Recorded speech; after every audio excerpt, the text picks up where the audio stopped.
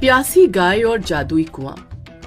जब मोहन छोटा था तभी उसके पिता की मृत्यु हो गई थी। अपने बचपन में ही उसने सब काम संभालना सीख लिया था, जिस वजह से उसकी पढ़ाई और उसका स्कूल भी छूट गया था।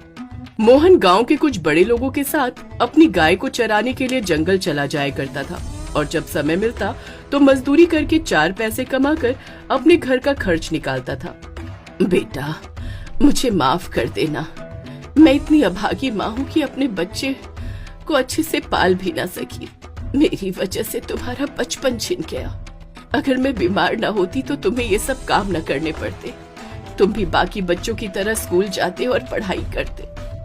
मेरा दिल उस समय बहुत दुखता है जब तुम मजदूरी करने जाते हो और गांव के अनपढ़ और गंवार लोगों के साथ गाय चराने जाते हो। अरे माँ, तुम व्यर्थ में ही चिंता करती हो। हमारी गरीबी सारी उम्र थोड़ी रहने वाली है। एक दिन देखना, तुम्हारा बेटा बहुत नाम कमाएगा और इस गांव में सबसे ज्यादा अमीर आदमी कहलाएगा। जीते रहो मेरे बच्चे। मैं तो कहती हूँ हर माँ को तुम जैसा बेटा ही नसीब हो। मोहन की उम्र के सभी बच्चे स्कूल जाते थे और आते जाते मोहन को चिढ़ाया करते थे, उसे गंवार और गरीब कहते थे। लेकिन मोहन बहुत ही बहादुर बच्चा था। उस पर किसी की बातों का असर नहीं होता था। वो बस इसी उम्मीद में था कि एक दिन वो बहुत बड़ा आदमी बनेगा और अपनी माँ का नाम रोशन करेगा। धीरे धीरे करके दिन बीतते गए। मोहन अब जवान हो चुका था, लेकिन मोहन में एक कला बहुत अच्छी थी। वो जब भी अपनी गाय को चराने जाता तो बहुत अच्छी बांसुरी बजाया करता था, जिसे सुनकर सारे जंगली पशु पक्षी खुश हो जाया करते थे और उसकी बांसुरी सुनकर उसके करीब आकर बांसुरी की धुन पर नाचा करते। फिर एक दिन की बात है, मोहन अपनी गाय गंगा को घास चराने के लिए जंगल के दूसरे भाग में चला जाता है, जो गांव से बहुत दूर था। वहां पर गांव का कोई भी आदमी आज तक नहीं गया था, क्योंकि उस ओर सारे लोग खूंखार और जंगली जानवरों से डरते थे। तभी चढ़ते चढ़ते गंगा को बहुत प्यास लगने लगती है। क्या हुआ गंगा? तुमने मुझे बांसुरी बजाने से रोक क्यों दिया? कोई बात है क्या? अच्छा, तो तुम्हें प्यास लगी है। लेकिन गंगा, पानी तो हमें घर पर ही मिलेगा, क्योंकि इस जंगल में मुझे नहीं लगता कि कहीं भी पानी की एक बूंद भी होगी। चलो घर चलते हैं। मोहन और गंगा पानी पीने के लिए घर आ ही रहे थे कि तभी अचानक से मोहन की नजर पेड़ के पीछे कुएं पर पड़ती है। अरे ये क्या? इस जंगल में तो कुआं भी है। आज तक इसके बारे में किसी को पता क्यों नहीं चला? गंगा, चलो चल के देखते हैं कि इस कुएं में पानी है भी कि नहीं। मोहन और गंगा कुएं के पास जाते हैं और देखते हैं कि कुआं तो पानी से भरा हुआ है। अरे गंगा, कुआं तो पानी से भरा है और देखो तो कितना साफ सुथरा पानी लग रहा है। ऐसा लग रहा है पानी पीने में भी बहुत ही अच्छा होगा। तुम रुको गंगा, मैं कुएं से पानी निकालने जाता हूँ और तुम पानी पीते जाना।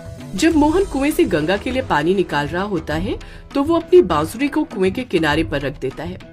गंगा को मोहन पानी पिला ही रहा था कि तभी अचानक से गंगा से मोहन की बांसुरी को धक्का लग जाता है और बांसुरी कुएं के अंदर गिर जाती है। ये देखकर मोहन बहुत दुखी हो जाता है। ये क्या गंगा, तुमने ये क्या किया? मेरी बांसुरी को कुएं में गिरा दिया। एकमात्र साधन था मेरे मनोरंजन का और वो भी कुएं में चला गया। अब मैं क्या करूंगा अपनी बांसुरी के बिना? माफ करना मालिक, गलती से हो गया। मैंने जानबूझकर आपकी बांसुरी पानी में नहीं गिराई। मोहन और गंगा बांसुरी के लिए उदास होकर जैसे ही वहाँ से वापस लौट रहे थे कि तभी कुएं से कुएं की देवी एक सोने की बांसुरी लेकर बाहर निकलती है और मोहन को देती है। ये लो बेटा, तुम्हारी बांसुरी। प्रणाम देवी, आप कौन है? और ये मेरी बांसुरी नहीं है। मैं गरीब जरूर हूँ, लेकिन बेईमान और लालची नहीं हूँ। मेरी बांसुरी सोने की नहीं है।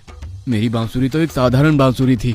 जानती हूँ बेटा, ये तुम्हारी बांसुरी नहीं है। मैं इस कुएं की देवी हूँ और ये कुआं कोई मामूली कुआं नहीं है। यह जादुई कुआं है। इस जंगल की ओर कभी भी किसी ने आने का साहस नहीं किया। इस जंगल में बस वही व्यक्ति आ सकता था जो ईमानदार और गुणवान हो, और वह व्यक्ति कोई और नहीं बल्कि तुम हो। मैं तुम्हें यह बांसुरी तुमसे प्रसन्न होकर दे रही हूँ और तुम इस कुएं में जो भी चीज डालोगे वह सोने की बन जाएगी। लेकिन यह वरदान सिर्फ तुम्हें ही मिला है, बाकी किसी को नहीं। और अगर तुम्हारे अलावा किसी और ने ऐसा करने का साहस किया तो ठीक उसके उल्टा हो जाएगा। चीज सोने की होने की बजाय पत्थर की हो जाएगी। ले लो बेटा, ये बांसुरी अब तुम्हारी ही है और तुम यहाँ कभी भी किसी भी समय आ सकते हो। धन्यवाद देवी, बहुत बहुत धन्यवाद आपका। मोहन वहाँ से बहुत खुशी के साथ घर आता है और घर आकर सारी बात अपनी माँ को बताता है। सच बेटा, क्या तू सच बोल रहा है? सच में तुझे जादुई कुआं मिला और कुएं की देवी ने तुम्हें वरदान दिया? माँ देखा, मैं बचपन से तुम्हें कहता रहा ना कि मैं इस गांव का सबसे अमीर और बहुत बड़ा आदमी बनूंगा। माँ, लगता है वो दिन आ गया है। वो तो ठीक है बेटा, लेकिन अगर इस बात की भनक किसी और को लग गई तो ना जाने क्या हो जाएगा। तुम तो जानते ही हो इस गांव का मुखिया कितना क्रूर इंसान है। वो किसी को आगे बढ़ता हुआ कभी देख नहीं सकता। अगर उसे पता चल गया कि तुम्हें सोने की बांसुरी और जादुई कुआं मिल गया है तो वो ना जाने क्या करेगा। तुम ऐसा करो बेटा, इस बांसुरी को कहीं छुपा दो और तुम्हें कोई जरूरत नहीं जादुई कुएं के पास जाने की। बेटा, तुम मेरा इकलौता सहारा हो। अगर तुम्हें कुछ हो गया तो मैं क्या करूंगी? माँ, तुम खामोखा ऐसे ही घबराती हो। उस देवी ने मुझे ये वरदान खुद दिया है, क्योंकि मैं सबसे ईमानदार और गुणवान हूँ, और ये वरदान ऐसे ही किसी को भी नहीं मिल जाता। माँ, जरूर मुझ में कोई खूबी है, तभी मुझे ये वरदान मिला है, और हमें किसी से